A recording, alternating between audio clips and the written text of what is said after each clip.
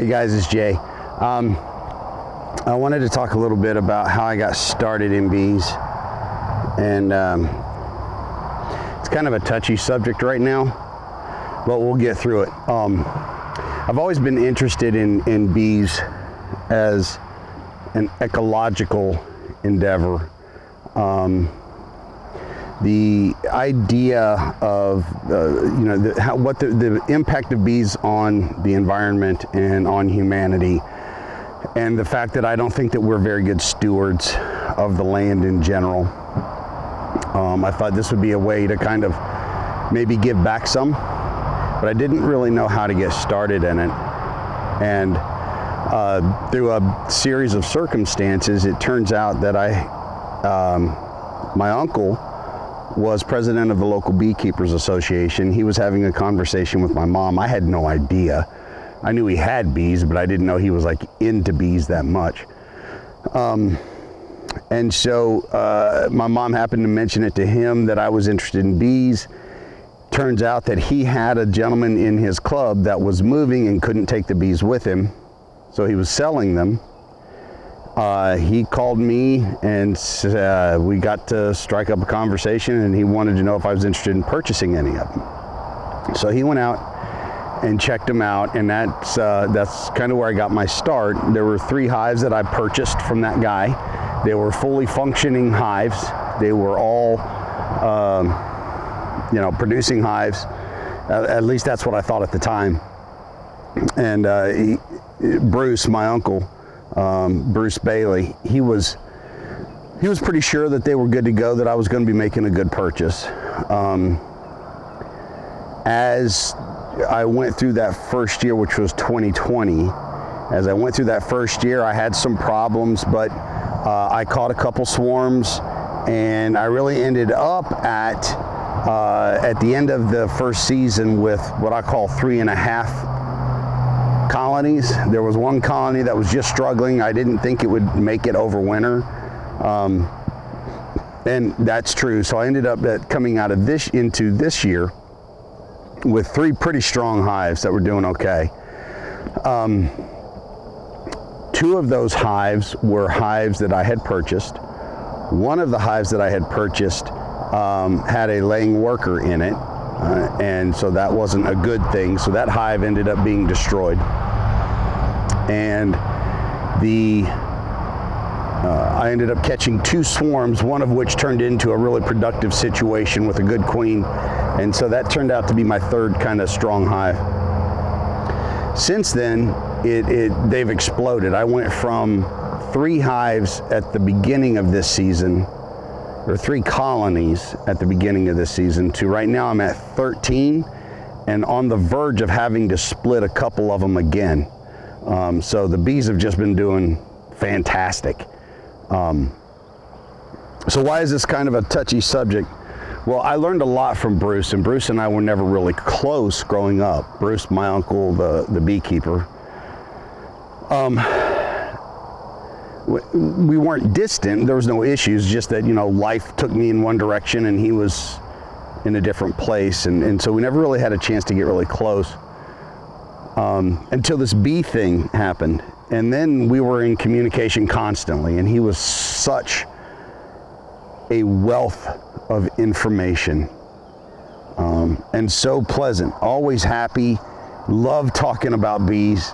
Him and his wife Joanne, my aunt, just fantastic people, and their son Adam pitched in. He helped me move the hives out to where I've got them at right now, which is up here on the hill behind me. And so it was a really tremendous journey over the past 1.5 years.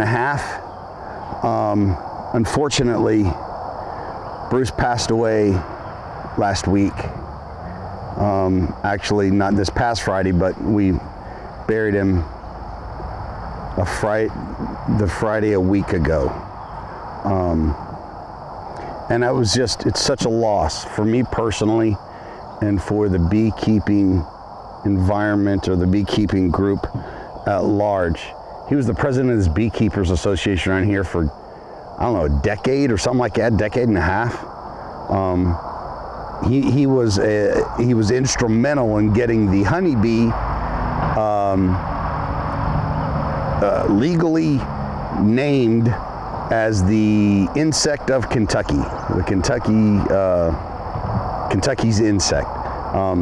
So it's pretty cool. He was really passionate about this and was just a tremendous guy, hardworking guy, salt of the earth, just one of the best guys you'd ever want to meet. And I miss him. And so I get a little choked up anytime I come out here. They asked me at the funeral if I wanted a flower to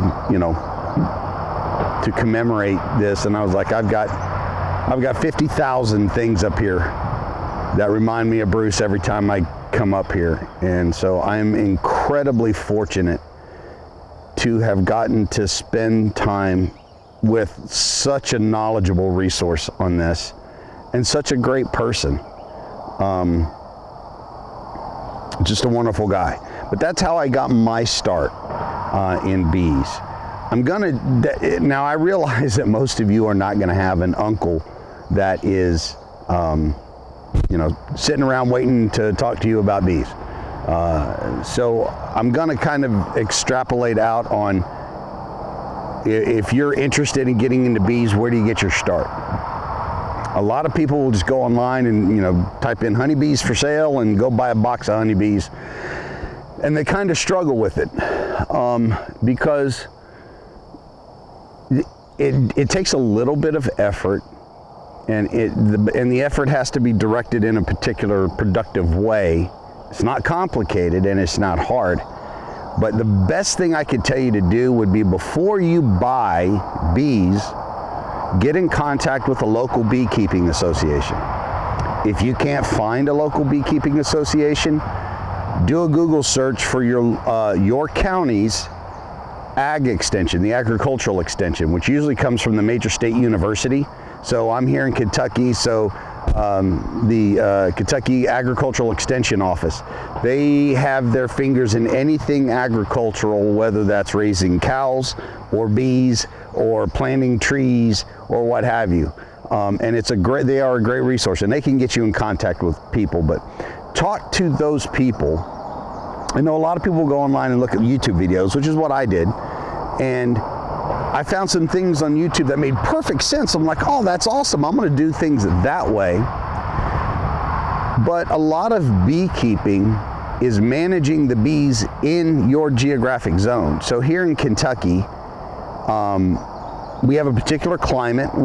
Our summers are maybe a little bit longer than they are in, say, Michigan. Not as long as they would be in Georgia or Florida.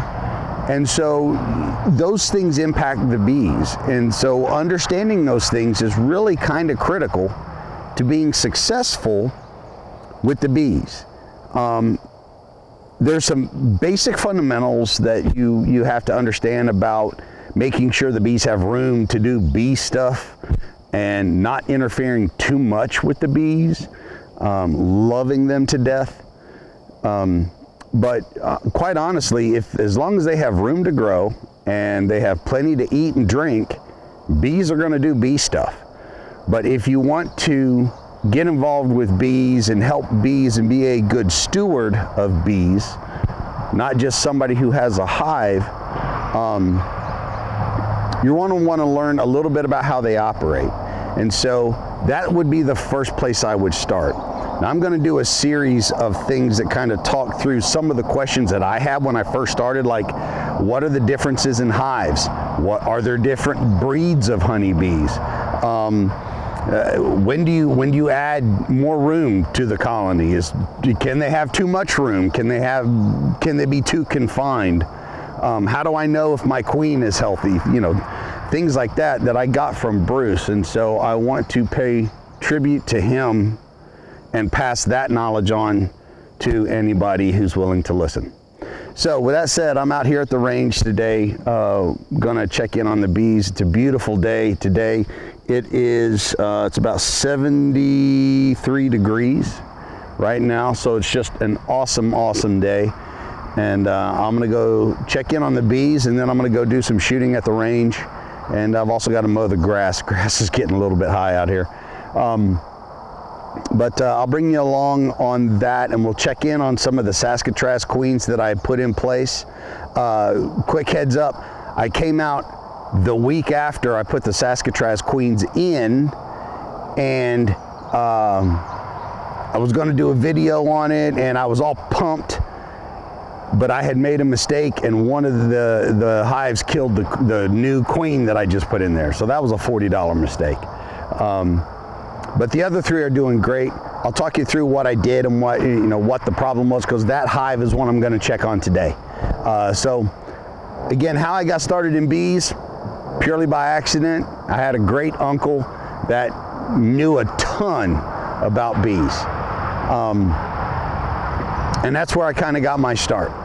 And I had never intended it to go any further than I just wanted a few hives, but it's pretty addicting when you start getting involved with them and they're doing their bee stuff and you see them grow and you've got this big mass of bees hanging out on the outside and you see the bees flying around all over the place. It's just a really cool thing.